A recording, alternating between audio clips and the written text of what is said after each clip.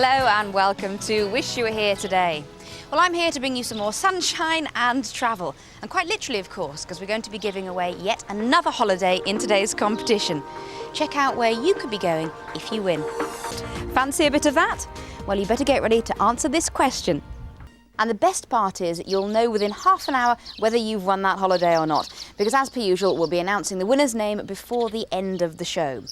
Now, calls still cost 25 pence and lines are open right now, so get dialing. In the meantime, let's find out where we're travelling to on Wish You Were Here Today. Now, if you book up for an African safari with most tour operators, you'll end up with a fairly standard package. And there's nothing wrong with that.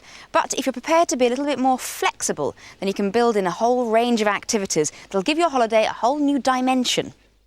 Right, the name Serengeti is derived from the Maasai for endless plains, and you should have a good chance of seeing the so-called Big Five, because Tanzania has the largest concentration of big game on the planet. That's something that I didn't realise. Now, viewing of leopard, lion and cheetah is good all year round, but in July, tens of thousands of zebra and wildebeest migrate, making that a particularly good time of year for viewing game. Well, the phone lines for our competition are still open, but we'll be closing them shortly to give us a chance to announce the name of the winner before the end of the show. But you've got just enough time to enter. Here's a quick reminder of that question and where the winner will be travelling off to. Well, if you think you know the answer, now is the time to pick up the phone and dial. Calls cost just 25 pence. And we still have all of this to come on Wish You Were Here Today. Welcome back to Wish You Were Here Today. Now, I was really quite surprised to learn that there are between 100 and 150 islands in the archipelago that makes up the Isles of Scilly. Though, to be honest, counts do vary a little bit depending on your definition of island. Some of them are just lumps of rock.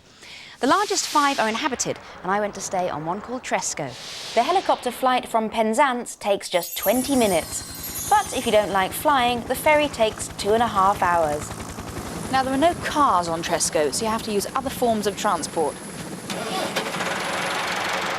Well, a tractor transfer's a new one on me.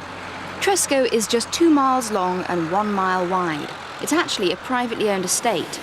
You can stay in a holiday cottage, the pub, or the one hotel on the island, which is where I'm booked in.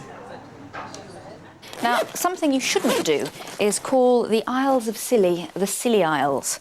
People here don't like that, understandably. There are actually various theories as to what the name means, but the general consensus seems to be that it means the Sunny Isles, though the weather here can be very changeable.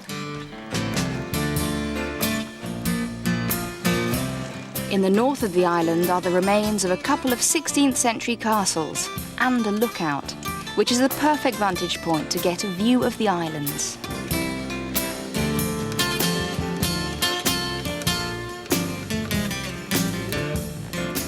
It's really easy to hire a bike here. Mine cost £8 a day, but of course you can always walk. There are so many wildflowers here. You've got the usual seaside suspects like gorse and thrift and heather, but there's just carpets of other stuff. Hottentot figs, I don't think I've ever seen those flower in this country. And then there's bluebells and just loads of wild garlic. In fact, after tourism, flowers are the island's biggest industry. Tresco is a bit like how I imagine 1950s Britain. Beautiful, unspoilt countryside, but somehow very wholesome. It's an Enid Blyton kind of island. You can imagine the famous Five would come here and have a picnic with lashings of ginger beer. There weren't any trees on the island until Abbey Gardens were created in 1834. Quite a few of the original plants in this garden were sourced from passing ships that had been visiting exotic locations. And the reason they thrive well here is because the Isles of Scilly very rarely get frosts. In fact, this garden has been called Kew without the roof on. But not all island life is as tranquil as this. Every week, twice a week, throughout the summer season, the islanders compete against each other in gig races. They've certainly got a lot of support.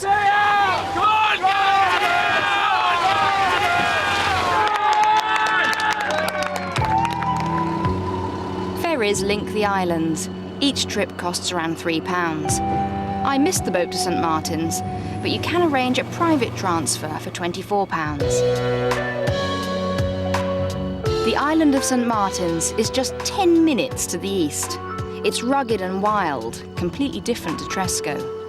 Again, it's small, just 2 miles by half a mile in size. Only 100 people live here in the 3 imaginatively named towns: Higher, Middle and Lower Town. The honesty within this community is refreshing. It's like something from a bygone era. It's not just the flower seller, even the local gallery has an honesty pot. There's a little note here saying, there's nobody here, but if you want, say, that picture, just pop 650 quid in the pot and walk out with it.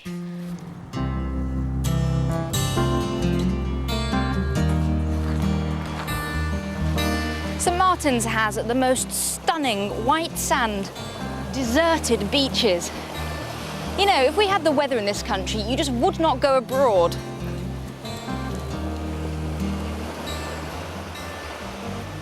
One word of advice about both islands: there aren't many places to eat, and food is served at set meal times only.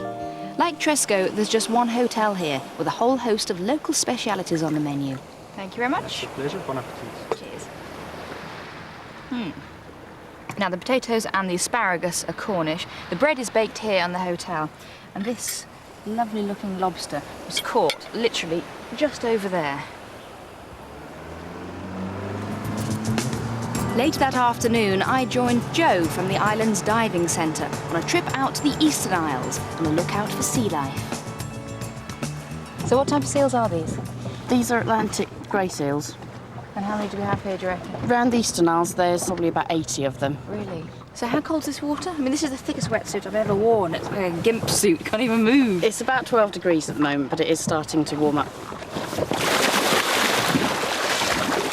Oh! That's cold. If they're feeling playful, the seals will nibble your fins. This lot must have been a bit camera shy, but believe me, they were there, watching us.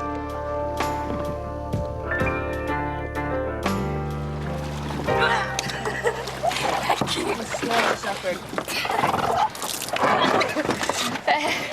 I feel like a seal. Oh, they were beautiful.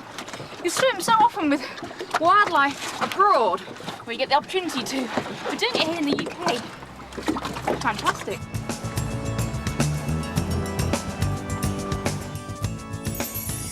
Now here's an interesting little bit of trivia for you. Did you know that the Isles of Scilly were at war with Holland for over 300 years? Because in the 1600s, the islands were a centre for pirates, so Holland declared war. Now get this, peace was only formally declared a few years ago.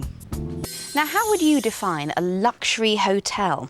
I think for me, it's got to be boutique, 5-star, lots of different types of champagne in your minibar, absolute privacy, and yet someone on hand to wait on your every whim. Well, that did look quite nice, didn't it? And I'm not entirely sure that our Judy came back from that trip. Now, the fact is, of course, you could be sat on that very same sand, looking out across those crystal clear turquoise waters for a fraction of the price of this holiday. That is, if you're prepared to forego the unashamed 6-star luxury. However, if you've got the cash, this is how much of it you'll have to spend. Well, that's all from me for now, but somebody's day is about to get a whole lot better, because we are just about to announce our competition winner. See you tomorrow.